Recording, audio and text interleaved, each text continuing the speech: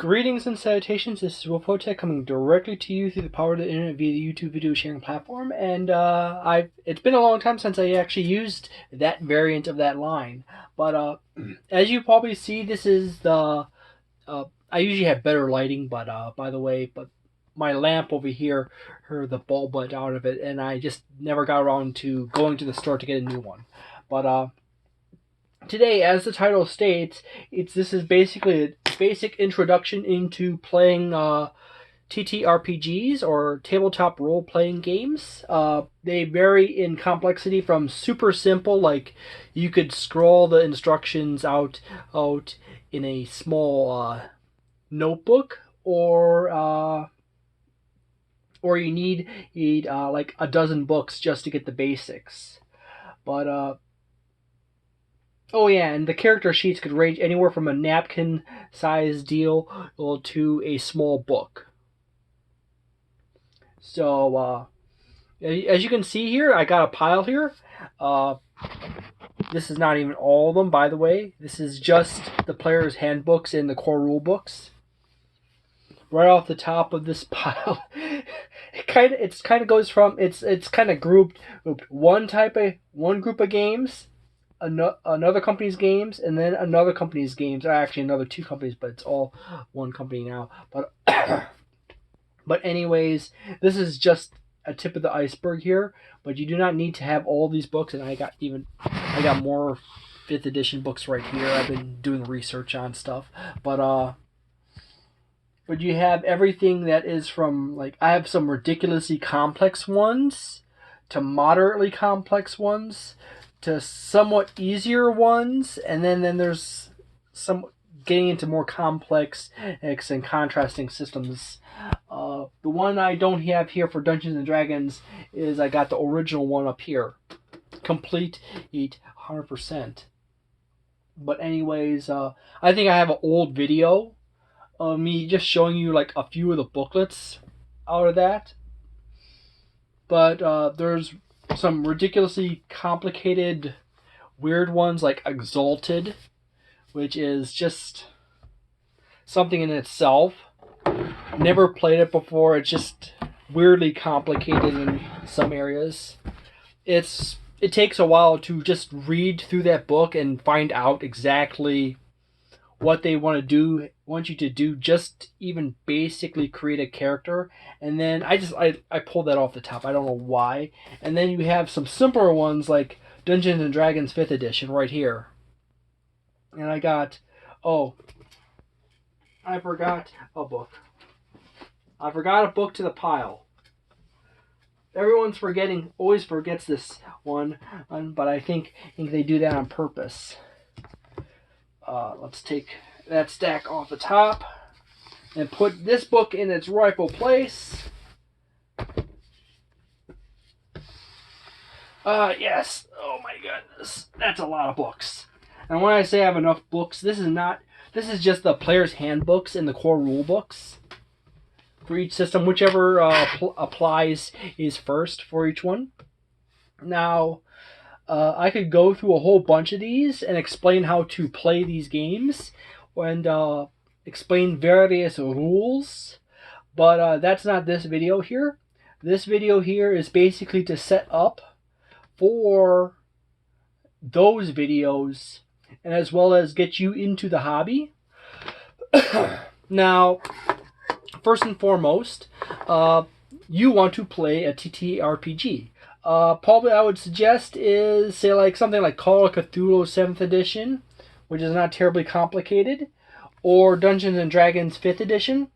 Those are two easy ones right off that. There's also Cognate and a few others that are even easier yet. However, as you have sort of this magical area where with the TTRPGs where the game becomes simpler. The more imprecise the rules become, and therefore the more debating with the DM or GM or keeper or whatever term is applied to the person that is in charge of maintaining the structure of the game. Now, if you want to be a GM or keeper or oracle or keymaster or whatever the organizer of the game is, that is going into another video, and that's a bit more explaining than that, and that's a different set of books, with the exception of these books right here, the Pathfinder First Edition, Second Edition, and Starfinder. All those core rules that you basically need to play the game are right in here for the DMs or GMs, or whatever term you want to use.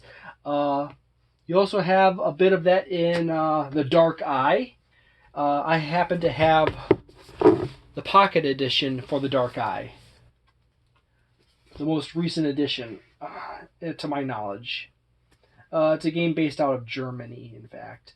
But that's that. So you went and did your basic research. By the way, the simplest thing to do is to just pick up Dungeons & Dragons 5th edition, or whatever current Dungeons & Dragons system in which you happen to come across, whatever current generation of Dungeons & Dragons there is when you watch this video. Typically that is the system in which most people tend to play, so it's going to be easier for you to find groups to play in that. However, if you want to go the GM, DM, Keeper, for game organizer route, you might end up spreading out into other gaming systems, because at that point you end up setting up the games, and it's just simply a matter of getting people to invest in the basic books for them.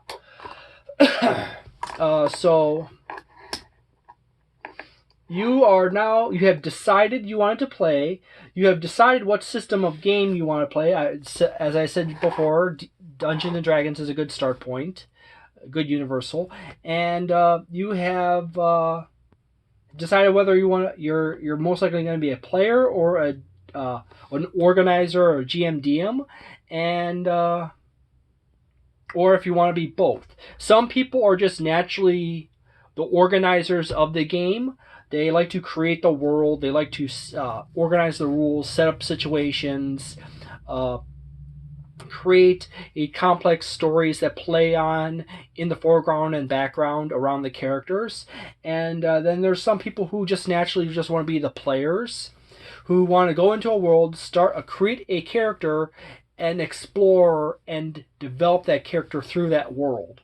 An easier route is to just go through player first and then into DM, organizer, GM.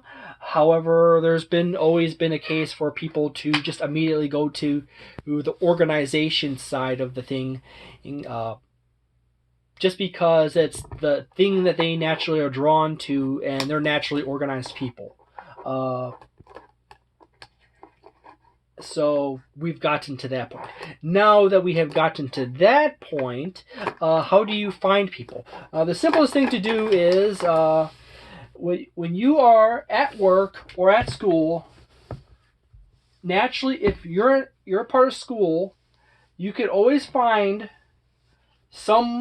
see if there's some group in your school that has a tabletop RPG club, and then which you can then join that tabletop RPG. I pulled 5th edition out because it's going to be like the standard bearer for this whole conversation.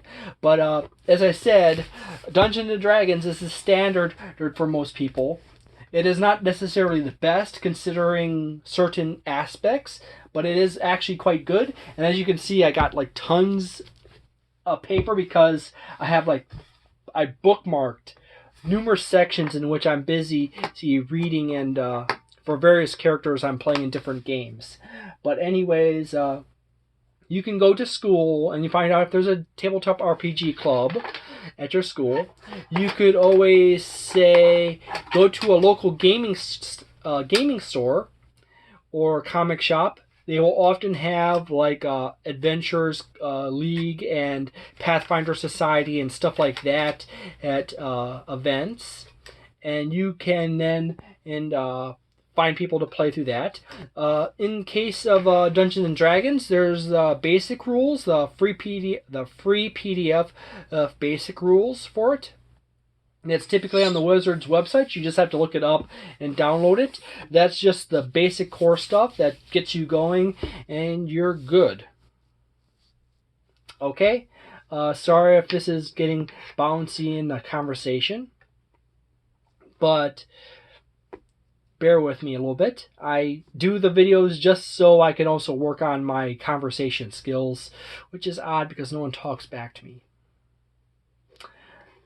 But anyways, which is also part of the reason why I started playing tabletop RPGs quite some time back, is just because it's social interaction and it helps round out some not so great characteristics I have.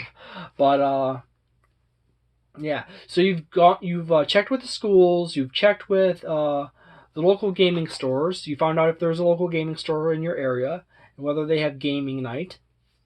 And then there's also, if you do not have school, you can always talk with coworkers you have at work if you're out of school, and you could typically find possibly someone who's interested in playing with you, or potentially someone who already knows how to play and might want to bring you on as a spare person into their group, because people drop in and out periodically. Sometimes they will be playing a campaign and something comes up and they have to do something else for a few months or a few weeks, and then you could just jump in as a trial member of the group and learn how to play with some new people. And the general rule with Dungeons and Dragons, or not just Dungeons and Dragons, but any group, is to generally try to play with as many different groups as possible, because each time you play with a new group, you often will sometimes learn to be a better player in different ways. Because different groups you'll get into one group, your first group, and the DM or the GM or whichever is going to be one type of organizer, and the players will be another set of types, and you'll learn one set of patterns out of that. And then you go into another group, and then you play with them, and you end up discovering that the issues with the first group, the second group discovered the solutions to. The second group has issues in which you can bring from the first group to the second group, and so forth. It's good for cross-pollination of gameplay, culture, and people. And generally, you should not kick people out of your group unless they are truly toxic and troublemakers. And I mean toxic in the sense that they're actively trying to screw with the group or create problems. I'm not talking about random political bullshit and stuff like that, because if they keep the political stuff outside of the group, that is perfectly fine. It's better to be a person who invites someone into a group, and by the quality of your character as a player and a person, show them that political group A is not as bad as political group B thinks it is, and vice versa. You have done great good. If we are getting into a societal case where we basically start saying and kick all those people out of the groups, we have lost. And then in reality, the people who do the kicking out are ultimately the villains, particularly in the cases of the groups of people kicking other people out for not doing terribly bad things within the group. If you're going to kick people out, you should really kick them out for a reason that is fundamentally related to the group itself. And seriously, people. But anyways, that's one of those small things. You get some toxic individuals in groups, and you learn to deal with them, but you also you learn to learn where to draw the line if you keep at it long enough. So you have gone through and considered what systems you want to play. You you've talked to various people to find out through various places to see if you can play with them or want to create a group with your own friends. So now what? The next thing is to consider, in this case of the pandemic, or in a horrible situation where people can't play, you could always play on Discord. Discord is a free app and service, and you can just go there and talk with video phone or Zoom or Discord, or any other service very similar to that, and you can play over that, or you can go find a VTT, a virtual tabletop, and play over that, which then you have maps and all kinds of stuff. Or in case of the cultural in the permits this, you can always play in person the old-fashioned way. I've always been a fan of in-person, However, the in-person also limits your options of people, and adds extra time added to playing, but also makes it easier to manage said people, What else is there?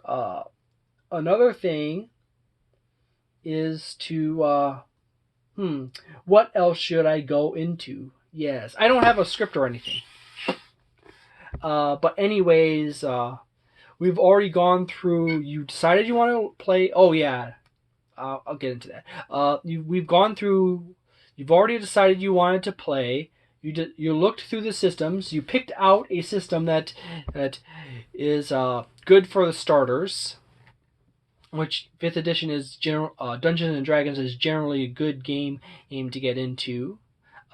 Branch out from there at your own pace, and then you've gone around and hunted around various groups and to find out who is available to play amongst your friends, workplaces, schools, and such and so forth. The next thing is you're going to end up doing is, this is not necessarily all in order, by the way, but this is easier in one way or another, or in a order, or best suited to your proclivities as an individual. Another thing you want to do then is do your research.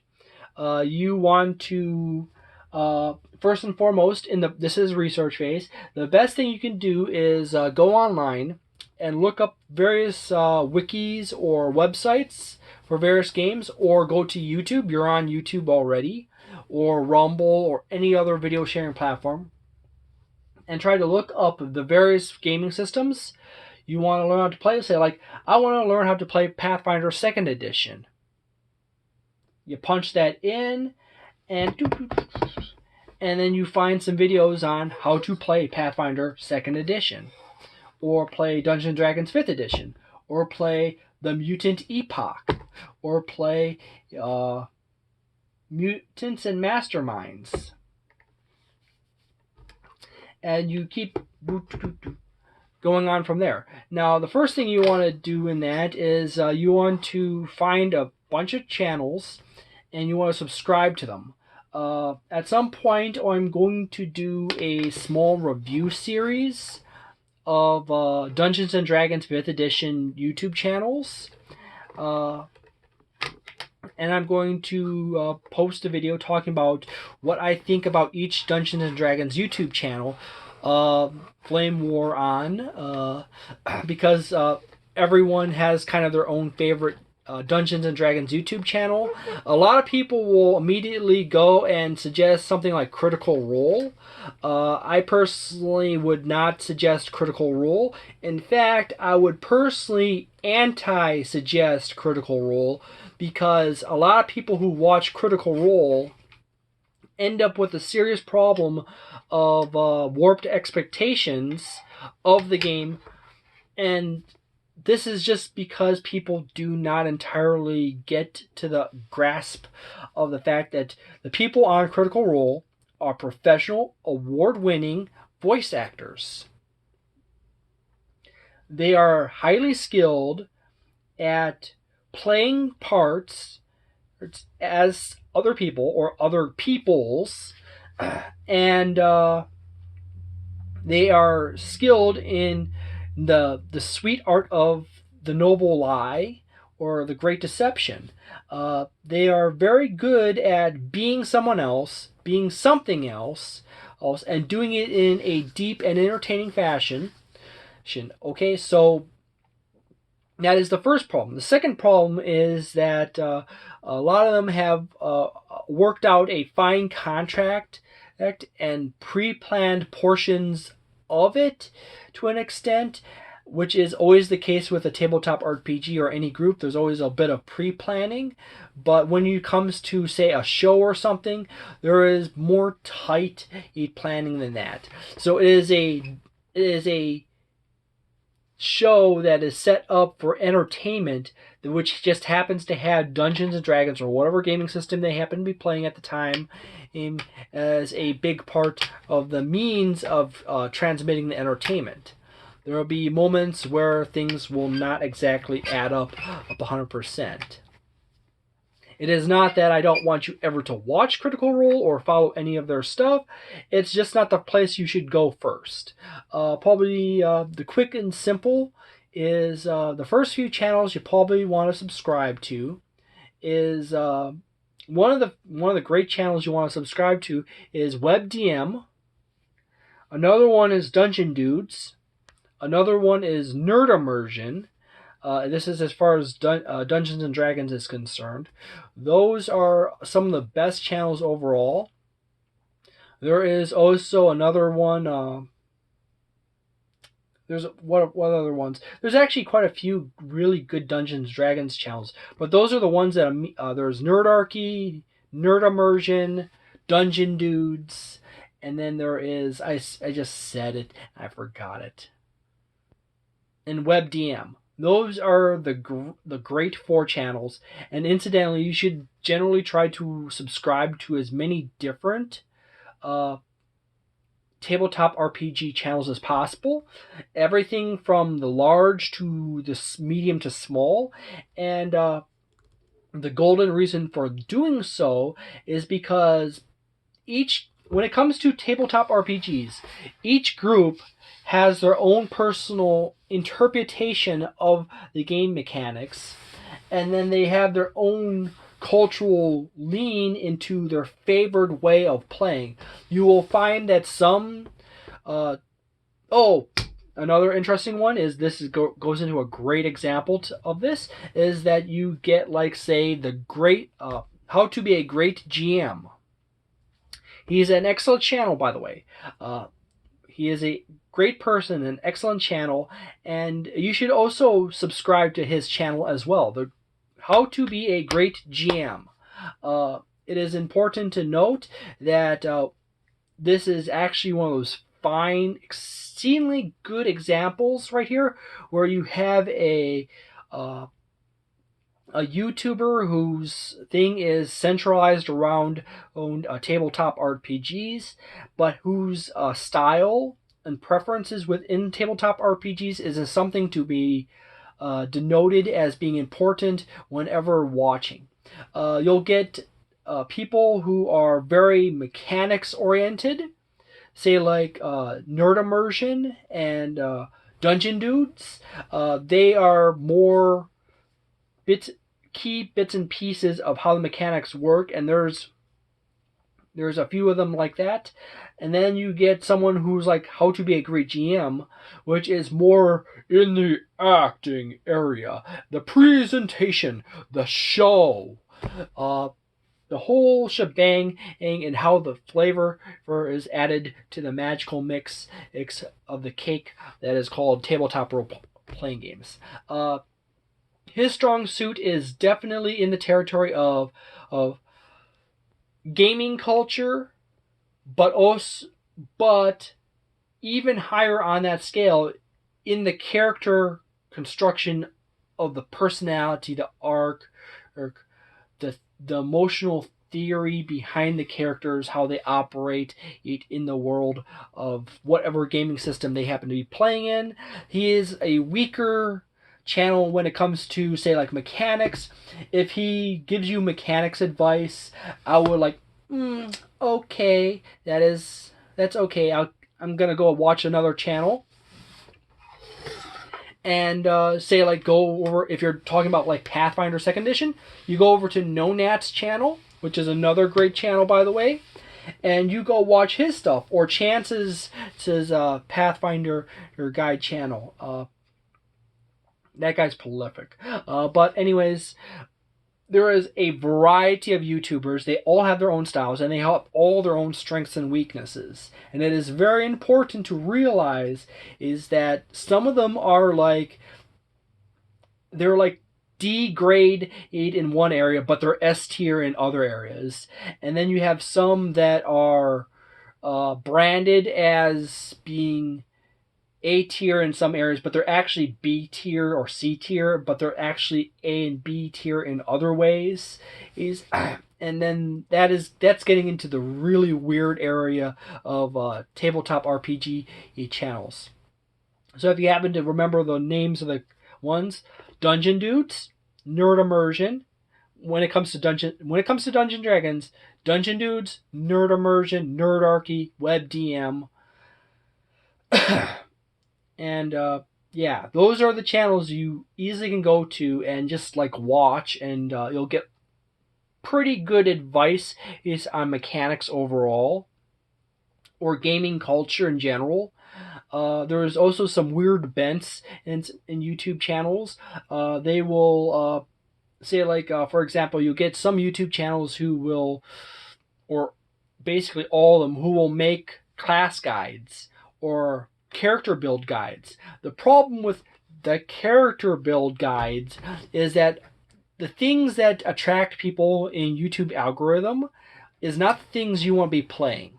A lot of class guides are basically either there's like two categories. They're whiteboard theory videos where you basically come up with the math or the structure of the class to create something like the highest is saving throws, the highest armor class, the highest damage output, the highest this, the highest that, at how many spells can you gain access to, how many spell slots or other similar things can you acquire, or what is the most efficient way of doing XYZ. Now the crazy thing in this is there's some of the stuff is quite good to watch and see because it gives you ideas is how to create stuff, but on the other side of the coin is oftentimes a lot of that stuff is a whiteboard. So if you ever actually tried to make that character exactly or min-max a particular characteristic, the ultimate catch on that is that whenever you min-max or optimize for something, you are taking your focus and narrowing it to a particular range of abilities for the character. And in that act, as you diminish the potential in other areas. And you could always you could be completely unstoppable or be an absolute juggernaut in one area, but you are such a fragile thing in other areas that it doesn't take much of stuff from the other areas hitting you to take you out completely. So that is a bit of why whenever you get into the whole optimization min-maxing thing, that is a dangerous area to go into. It is interesting for understanding mechanics. And then there's also this one strange side note is some optimizers don't actually know the mechanics of the game terribly well themselves. They are actually what's called power gaming they're power gaming munchkins. And the problem in that is that they tend to bend mechanics and rules in the fashion they possibly can to get the most power. But if someone ever actually looked up the rules for a moment and pointed it out, their game plan falls apart immediately. You just kind of want to watch out for quite a few channels. Whatever channel that comes up with optimization builds and have this really fun branding hook of optimization and power gaming around their channel, that's a bit of a dangerous territory. And you kind of notice that most of those channels kind of hit a magical point, and then they never grow past a particular point, and they just shrink and fall off, or just hold. Is that optimization, min-maxing comes out of two things.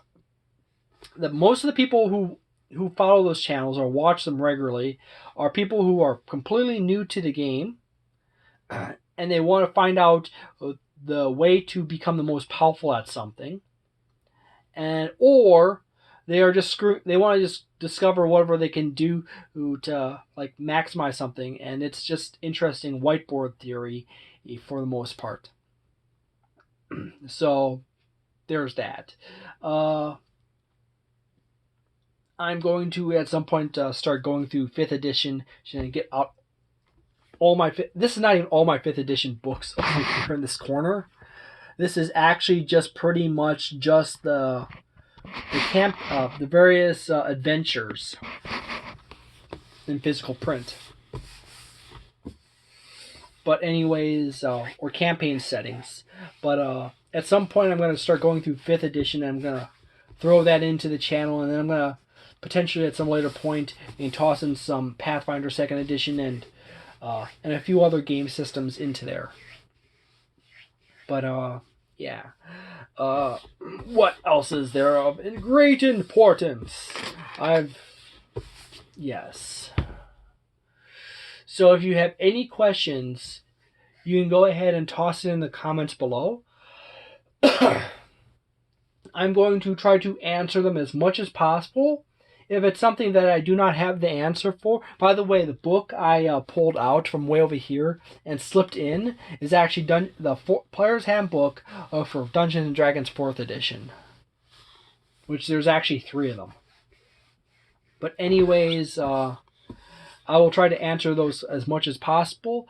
It is important to, if you want to play a tabletop RPG, is to look it up on YouTube or on various other video platforms or websites, and see what you can find out about it, and subscribe to generally as many channels as possible when it comes to such thing. And always keep in mind that no single channel is perfect, and there's always just that tendency to bend and or have homebrewed various rules out or in to the game. So there's always that whole thing where people just homebrewed so much a game that they forgot a core rule that they homebrewed out years ago. So this is just my general introduction to the guide series. It's kind of hard to like pin everything down because it's just a basic general opening point. Yeah. So thank you very much for watching this video. If you enjoyed it, leave a like on it and consider subscribing. And if you want to see any of my videos when they come up, you can always hit the little bell. That is up to you. If you dislike this video, feel free to throw a dislike on it and tell me why in the comments below.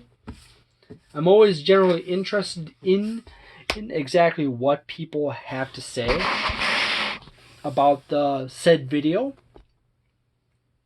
Thank you very much for coming here, and have a delightful day, a nice night, a magnificent month, a wonderful week. Yeah, it's a little bit out of order. And a happy new year.